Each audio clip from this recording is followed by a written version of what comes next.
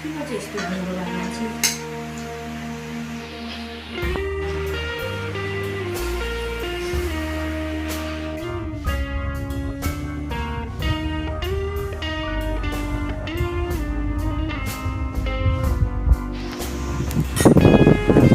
साथीहरू आज भने चाहिँ काँक्रा त्यसपछि तिते करेला त्यसपछि अनि अलिकति आलुको चाना त्यसपछि थुक्पा अनि कुखुराको मासु है साथमा म बसिरहेको छु। आज आरोपमा आरोप लगाइरहेको छ मलाई आरोपमा आरोप लगाइरहेको छ मलाई बोलाएको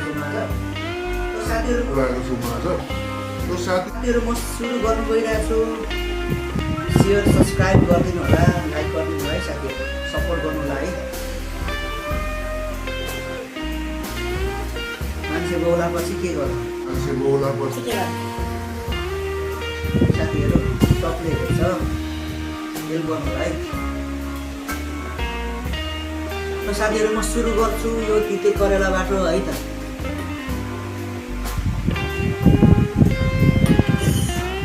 खोर्सानी मासुको टुक्रा पिस